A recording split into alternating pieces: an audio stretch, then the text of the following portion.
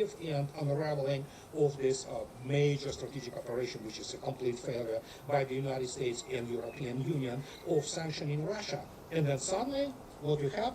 Well, Russians were taking those payments in all different currencies, whatever they wanted already then. So it doesn't matter what they do now. It's just free for all, and nothing the United States can do. Whereas the U.S. Navy, well, that's the whole other story. I probably will need a special presentation about it. And so, what do we have?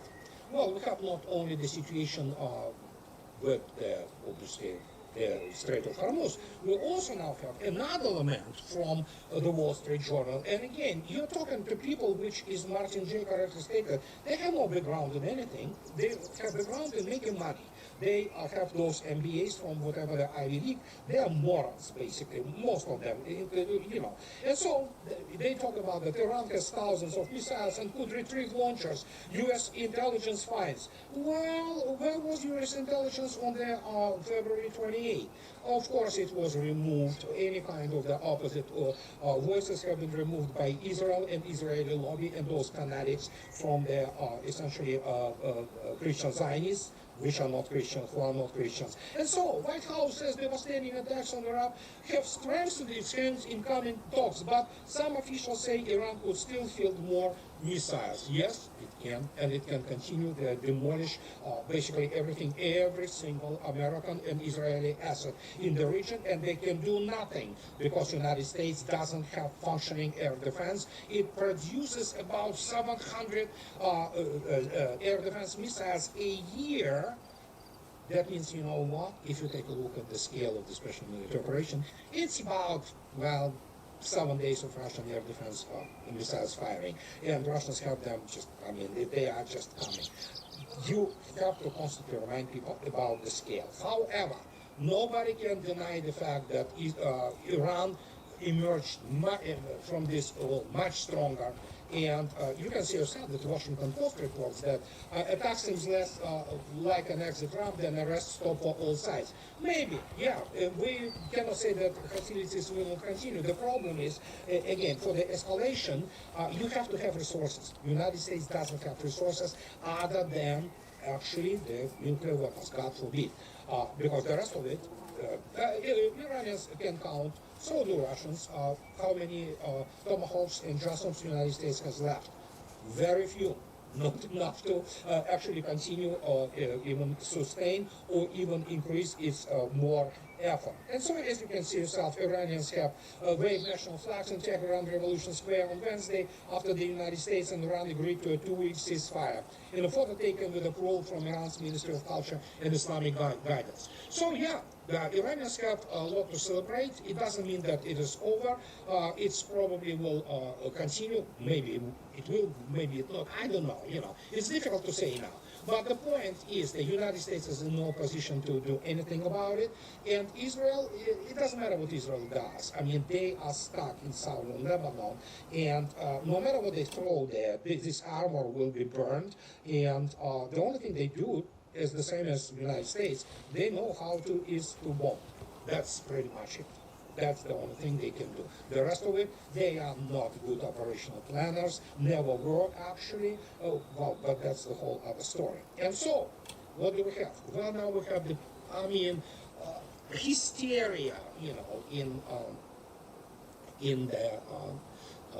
United Kingdom, and you saw yourself that I spoke about it, that now they have this Royal Navy barred from boarding Russian ships. No such operations have taken place because of fears that it would breach international law. Seriously, as you can see yourself, one of the frigates which I spoke about last time, Admiral Grigorovich is there. You saw yourself also how the Russian largest submarine warfare ship is Severomorsk is, well, essentially patrolling, entering the Baltic Sea. And the issue here is not international law. United Kingdom and Europe, they would violate any kind of international law because they are essentially now the, well, what can I say, the fourth Reich, pardon me. And so, but the issue here is that, to put it mildly, Russians do not do things just for the grandiose gestures. They just do things to achieve result. Here's one very interesting result, is you don't remember, for those people who still do not remember. This is the, Estonia says detaining Russian tankers in Baltic Sea is too risky. And you can see yourself that behind one of the tankers at the anchorage is the Russian patrol ship of the Project 2160. And so they write about the NATO member Estonia will refrain from detaining Russia's Shadow Fleet vessel in the Baltic Sea, worried that seizing oil tankers and other ships sanctioned by the West could lead Moscow to defend them militarily, a senior commander said on Friday. Britain and other European nations, including France, Belgium, and Sweden, have stepped up efforts to detain aging tankers used by Moscow to secure vital funding for its 4-year war against Ukraine. It's complete baloney, but then again, everything West does today, it's lie, lie, lie. So if, let's say, Marine Nationale or Royal Navy want to detain Russian ship, let them try it. But suddenly, not only that, Baltic states now say that they also will not allow the using their airspace by Ukrainian drones.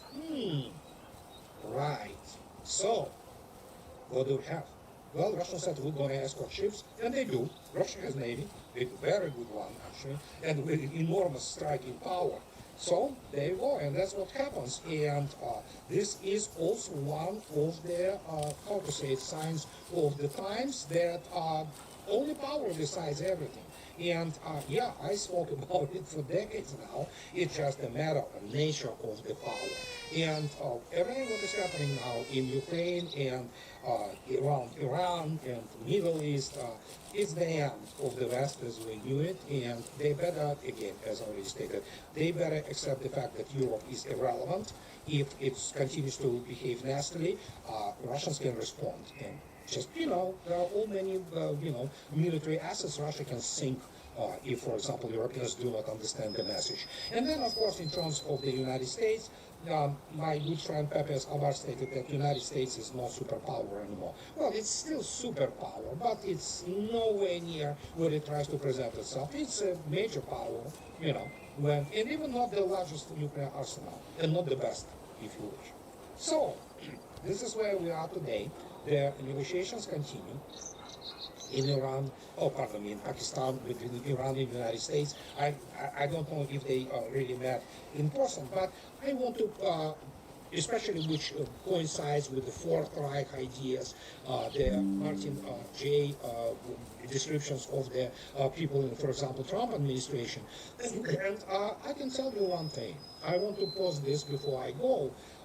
When Martin J. talks about people being out of their depth. Here it is.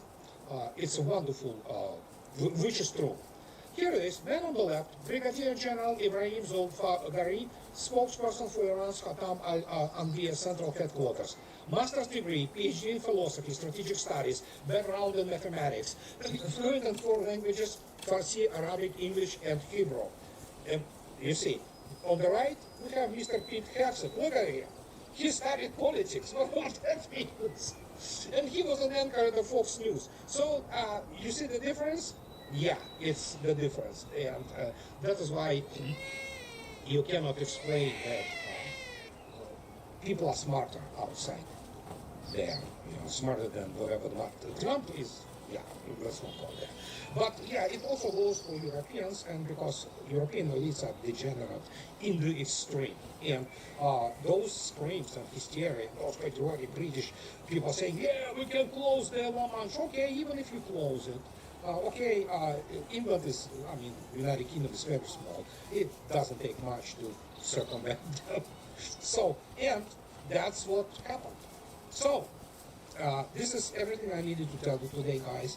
And as always, those who like what I do, please subscribe to my channel. And those who can afford, please support me on Patreon or buy me a content too. And so, what can I say? I want to thank my wonderful patrons and people who support me. And have a nice rest of the weekend. I'll talk to you later, guys. Bye-bye.